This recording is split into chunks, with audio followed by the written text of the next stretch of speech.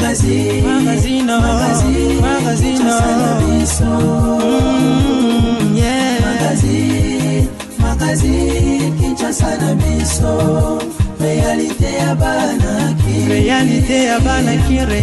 ya bana kino. Nazali na esengo ya kobanda na bino semaine oyo po na biete bozali belé na monde entier bolingaka KNB News. Pour kopesa bino ba information ya République démocratique du Congo surtout mingi ya ville ya Kinshasa yango na tombeli bino bolandi malamu. 37e sommet ya Union africaine kuna na Addis Abeba, chef de l'État na discours na ye alobeli makambo ebele surtout mingi asengi na ba homologue na ye batika hypocrisie surtout mingi po na makambo etali parti est ya République démocratique du Congo. Ba détail na reportage oyo. Permettez-moi de réagir à la très brillante prestation de notre frère le président William Ruto. 37e sommet ya Union africaine kuna na Addis Abeba, chef de l'État Félix Antoine Tshisekedi Tshilombo na discours na ye asengaki na baper na union surtout batika hypocrisie na makambo oyo etali ko déstabiliser parti est ya République démocratique du Congo kasi alobeli bango na tina ya complot oyo esalemaka na Rwanda pour ko déstabiliser RDC kasi a rappelé na bango ete esengeli koyeba ba occidentaux bazali ko respecter biso ba africain te po biso moko tozali sérieux te. Tata mokonza ekolo azalaki clair na discours na ye alobaki. Je suis un panafricaniste convaincu.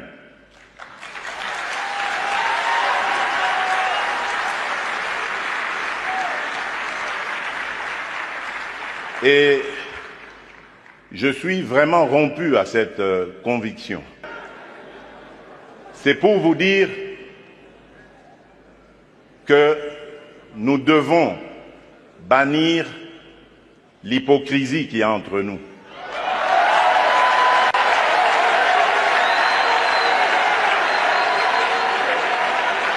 Nous devons bannir des fléaux tels que le tribalisme, la haine de l'autre. Et c'est là, je crois, que nous pourrions parler d'abattre nos barrières, d'effacer les tarifs douaniers, etc. Tout simplement parce que, malgré nos engagements, rappelez-vous, à l'Union africaine, l'horizon 2020 était l'objectif pour faire taire les armes en Afrique. C'est devenu une chimère. Et nous ne nous en offusquons pas. Nous ne condamnons pas.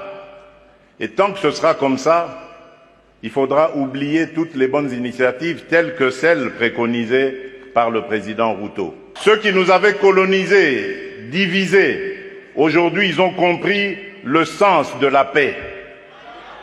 J'en veux pour preuve la France et l'Allemagne, pour ne citer que ces deux pays, qui étaient les meilleurs ennemis dans le passé et qui sont les meilleurs amis aujourd'hui, le moteur de l'Union européenne.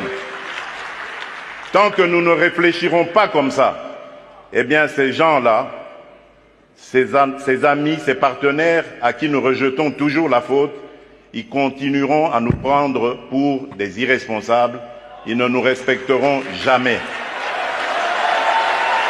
Population ya Kinshasa babeteli chef de l'État maboko po na ndenge azali ferme ko boya ko solola na ba rebelle ya M23 azali bongo na elema oyo.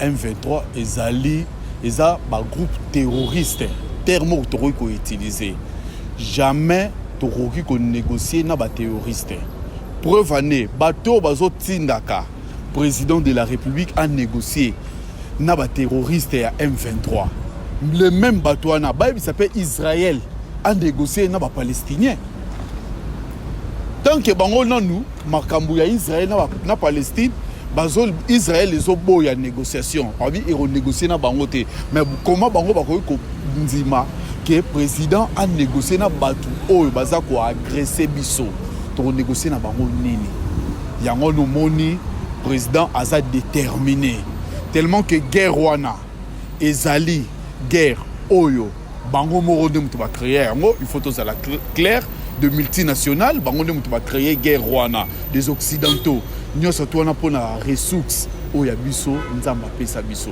yango wana bacréer guerre wana mpe kaka bango wana lelo bakoma oluka tonégocier mais soki tonégocier eza erreur oyo tokosala lisusu oyo kabila asala est-ce que boyebi accord wana oyo balobaka accord oyo lelo bakoma obenga M23 eza accord basigna le 23 mars 2009 oyo Raymond Tshibanda akendaki kosigner ntango azalaki ministre des affaires étrangères n'importe ya kabila po brassage ekozala donc mixage ekosalema na armée mais infiltration ekoti c'est que Félix akokamba mboka so faci amekisi kaka bimboka yango wana aboyi toza kosatendre la nyonso kaka bato wana baye kocomprendre ke soki bameki kopousse biso na makasi tokende na 3e guerre mondiale bayebi yango très bien 3e guerre mondiale eyebanda na RDC contre Kigali baoyo bakokufa bakufi baoyo baotikala batikali maintenir décision na ye po revendication ba M23 ti lelo nan toyoka yango te officiellement ke no biso tozali revendiquer boye nan toyoka yango te donc décision chef de l'état azwi ya koboya ko négocier eza vrai eza pinda bien po biso yango pe tozela faut toyoka na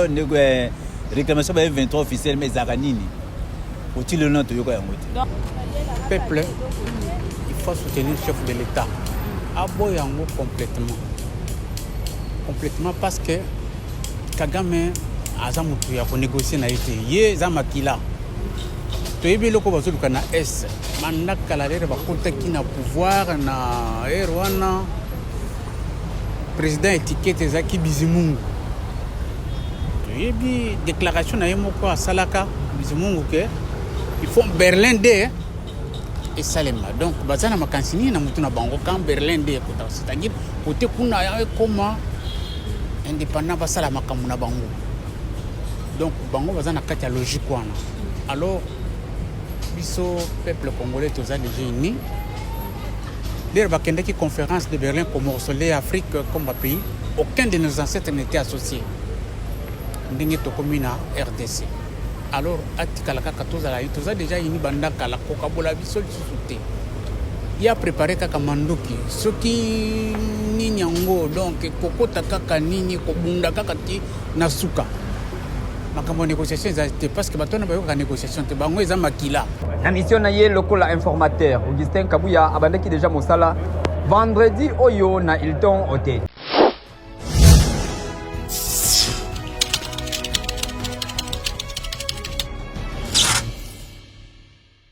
Moussala ebandi pona informateur Augustin Kabuya azalaki nommé et puis chef de l'état Félix Antoine Tshisekedi Tshilombo pona deuxième mandat weekend oyo nde ebandaki esika nini abandaki na koyamba honorable Constant Mutamba oyo azali responsable ya Dipro kasi na simana yango aye koyamba Adolphe Muzitu pe ba autorité ya lolenge na lolenge bayaki wana pona kosolola na informateur Augustin Kabuya nyoso ezalaki bongo na Hilton Hotel esika oyo ezali quartier général pona consultation ya ba parti to pe ba regroupement nyoso oyo ba participaki na élection ya le 20 décembre 2023 lokola ezali atan na parti to pe regroupement mokote alekeli baninga na ba député ebele nde esengaki informateur azala yango chef de l'état achaki Augustin Kabuya mosala ebandi na sima ya point de presse oyo Augustin Kabuya oyo azali informateur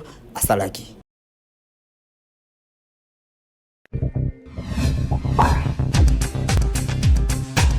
Beltesco azali ko conseiller ko servir population na ba produit ne ya kitoko Papa mama lelanga oyo ndenge malili ezali makasi lokola ye azalaka na souci ya population Beltesco aye libino kwa ker oyo Africa Joyce ezali pon na santé na bino na mabota esika nyonso tu bozali esengeli kosomba kwa ker oyo Africa Joyce et surtout na malili oyo esengeli komelisa bana na biso nyonso tu Kwaker oyo Africa Joyce ezali po pesa mikuwa makasi pe santé ya bana ezala kitoko babela bela te onelanga malili ebelisaka kaka malili epesaka fièvre kasi ezalaka nde bilesalesa oyo bolesaka bana na bino botala kwaker oyo Africa Joyce Beltesco apesi bino po ye azalaka na susi ya population na ye bazala na santé malamu.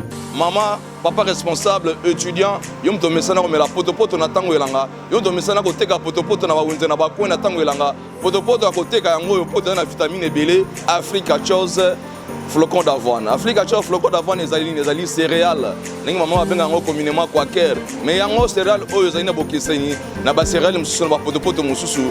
Teka potopoto oyo yo maman responsable, yo moteki yo mosombi yo chayer, en tout cas ozala décider biso Beltesco to ka pa ina bino ko tali sabino ke basaka mbongo pona ko gagner pona ko lamba potopoto kitoko et sengno sala ka potopoto oyo abengi Africa Chose ya Beltesco ezali original, ezali bio na bio. Otuninga okozwa yango wapi papa mama yaya tala kaka na kwena bino okomona bazali koteka kwake Africa Joyce oyo esengeli okanga soki osombi yango mpona koyeba yango malamu esengeli otala malamu logo oyo ya Beltesco soki ezali na yango te seke wana ezali Africa Joyce te kwake oyo esengeli komela ezali Africa Joyce ya Beltesco yebela deja mpona santé malili eleki makasi mwana mama kimambangu sombaka deja mpona libota na yo balia kitoko.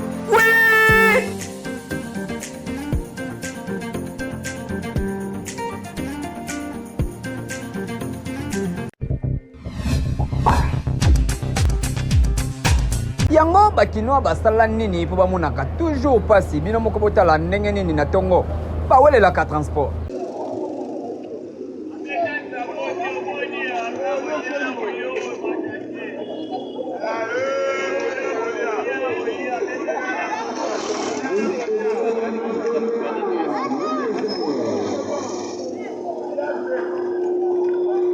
Si ya transport na ville ya Kinshasa ekosilaka mokolo nini lelo 19 février 2024 difficulté ya transport ya kosakana te na kati ya ville province ya Kinshasa bato bazobeta makolo na long trajet kaka neti na village pe molongo avant omata transport neti alakelele bato misusu babeta silikoti te tala neti mwana mwasi oyo azoluka mata na fenêtre kasi makasi ezate azongi kaka na kati ya kivuka ya bato ndenge kaka ezalaka kotisa mutu kasi makolo etikala libanda saki tango mosusu pe moto moko abanda koleka wana alokoteli yo na motema malama akoki pe kokotisa tout comme akoki pe kokende nango na bongo tokosenga na ministre provincial pe national oyo bakokota baye bakotrouver solution mpona makambo ya transport na kati ya ville ya Kinshasa. L'État esengeli azala na babus na ye po bakongole batambola tranquillement bakoma ata na bamisala na bango pe bazonga na bandako na bango ata mpona koyeba kolanda pe ba information ya oyo elekaka na kati na mboka kowelelaka kobima gouverneur eza nango problème te kasi kopesa pe solution na ba problème oyo peuple congolais à traversaka nango matin midi soir ekozala malamu ndeti ba transport soki ebongi ordre ekozala na mboka Kinshasa eleki partout.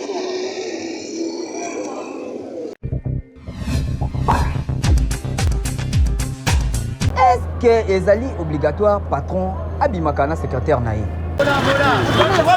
Ba patron ya bilingalinga oyo balingaka ba secrétaire na bango boyoka awa na Kinshasa population etelemeli bino na tina ya bilingalinga na bino oyo bozalaka nango ozali na mwasi na ndako na bana na ndako ozwi mwana bato ya mwasi oengage okoma secrétaire na ngai kasi na sima kokomisa secrétaire olingi okomisa ye lisusu secrétaire privé secrétaire intime est-ce que wana ezali malamu to ezali mabe moto yaki mosala yo obendi ye okomi secrétaire intime na ngai na yo tokole kaka na bakukule nyonso na bureau eloko akoboya ezate soki oboyi olongwe musala yoka bakinoa batelemeli bino ye loko oyo eza koleka na mokili pour le moment eza normal te tozomona ba DG ba représentant ya ba société ou ba entreprise avant azwa mutu bato bakoki kokende ebele Vous en avez besoin de filles. Oh, nous avons besoin des nombres de filles tels. Au moment filles avant abanda musala, il faut aller na patron wana azala mwasi na ye. Et pourtant yo patron ozana mwasi na yo officiel na ndako. Mais olingi kaka mwana mwasi ya mwana ya moninga na mobali azala mwasi na yo po pesa musala. Peut-être ata soki okei na ye bien na hôtel bien wapi, on peut ça peut musala ozo tromper kaka, okamata $50, $20, on peut essayer en attendant biloko bêtises marque wana. Ce n'est pas normal, ça ne se fait pas nulle part au monde. C'est normal. Bon, nakoki ko pesa conseil na ba fille bakutana na makambo wana. Ceux que zali fille moko za bien éduquée et pas ba parents na yo. Olobi na yaki pona biloko wana te, na yaki ndeko luka musala. So lokolo linginga inazala liboso mwasi na yo. Vanda tikala na musala na yo, ngana kei na ngai. Oyo fille à se respecter. Aza bien éduqué, aoki ko sala biloko wana te. Ce qui patron a commis na makanisa ko mana ba secrétaire na ye, c'est que aza vraiment responsable te quoi. Muto aza responsable à tout cas ko ko sala biloko ane on a tena muto abanga kanzambe. Loba peut-être aza marié te. Amo sepeli que non abala secrétaire na ye na sens wana muto kwenda ko comprendre. Mais oza déjà marié secrétaire na yo ay musala. D'ailleurs, Ebeb Sarabe Moussala. Yosa patron, au comme maintenant secrétaire, mais à ça, Moussala bien te. Au moins, même compagnie, Mambo Belé et au Kota, il y a ma bien dans l'entreprise. Je suis vraiment ça, cause à la norme, au beau les amabé. Peut-être que la rôle de moi, c'est au travail, et à vrai dire. Pour le choc, ça va bomber ma balle, tu vas patron, la va vantir ou côté. Donc, vu que au Zoom, tu as Moussala, comme c'est Bilanga, ou Kalelo, lobby, donc, Nengolingi. Conseil, Nangezara, ce qui va savoir à Jéwana Batika, c'est tout. Libala et yakalango partout libala okokipe kokuta nango bisika nyonso kasi esengeli koyeba soki des choses ali marié mwasi ya bato ko simbate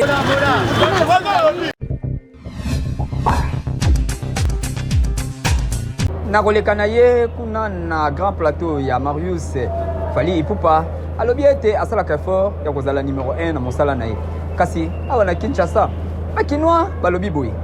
Et voilà, aujourd'hui, je n'ai pas envie de dire mon combat, mais c'est ma vision en fait. Là, j'ai fini les arènes, mais je m'attaque au stade. Ok, on parlera des stades. Donc voilà. Le fait que d'autres artistes... Mais je ne me dirais pas que je suis obligé, le guide, vous suivez les guides. Non, je dirais plutôt que je suis un gars cool, des bandales, qui aime prendre des risques pour peut-être détecter les mines, tu vois. Ouais. Là, il y a pas, on peut passer. Tac. Ah ok, c'est bon. Okay. Le fait qu'il y ait d'autres qui viennent, qui voient que le chemin a été balisé, ça te fait cet effet-là? Ça m'honore, ça me fait plaisir. Ouais. Ça me fait plaisir. Ouais. Ça a toujours été ma vision et ma volonté. Tant que les gens ne comprendront pas qu'on doit arrêter avec des polémiques stupides qui se passent ici chez nous, tant que les gens ne comprendront pas qu'il faut copier quand c'est bien, ben écoutez mon gars, je serai le seul à être au BET, au Grammys, avec beaucoup d'autres artistes nigériens, beaucoup d'autres artistes sud-africains. Malheureusement, parce qu'ici, tout le monde est prêtre, comme on dit. Personne ne veut copier, ou du moins, ils vont copier, mais sans reconnaître. Mais moi, je pense qu'aujourd'hui, il faut copier ce qui est bien. Ce qui est bien. C'est ça qui va faire en sorte qu'il y ait plusieurs artistes congolais sur... je ne sais pas comment on dit, les grandes places où la musique africaine est représentée. Voilà, moi je ne suis pas en mode, je vais être seulement, je vais à tout près le guide ou les premiers. Mais naturellement, je fais des choses à ma manière et puis les autres, s'ils les font, tant mieux. Bon, on a placé la première place. Hein? Okay. Première place, on a placé première place parce que il y a ça. Mise mon boulot ça makambo sous ono to mona tia avec le quoi premier mise à tout ici matiwana on se balande na sima ba meka ki me ba koma na niveau fallait koma itia tuni so zaite mo et pour nga oza premier fallait pour nga premier artiste pour azar artiste mon to mona kaza na visibilité puis oh ya sala kaza yimda sala en premier voir artiste msu balanda kai.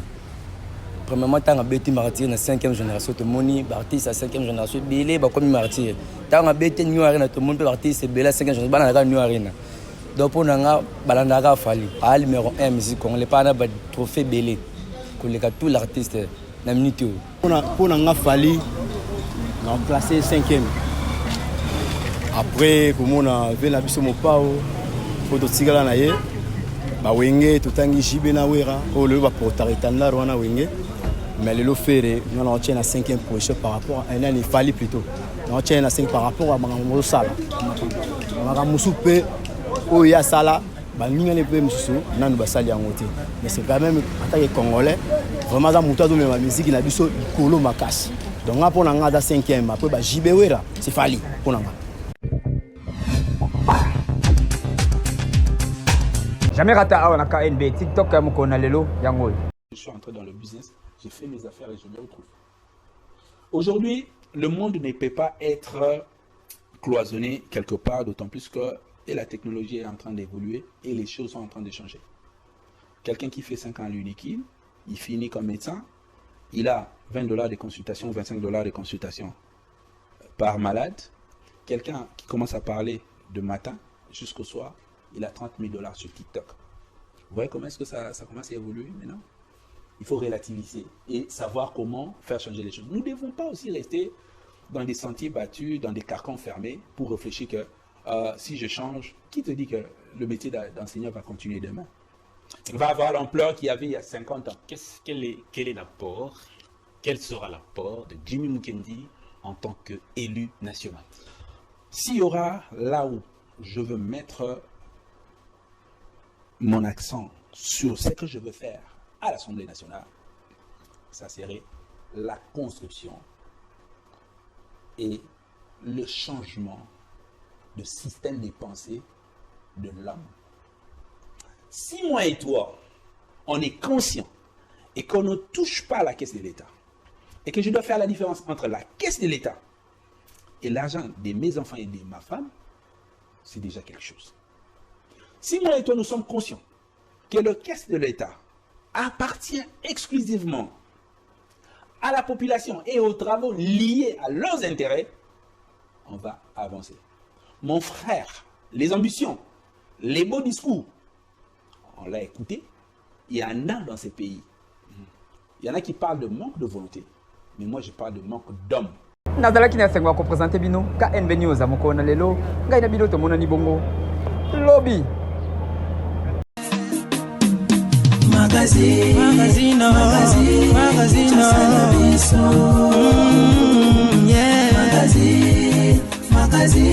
Kinshasa na biso réalité ya bana kino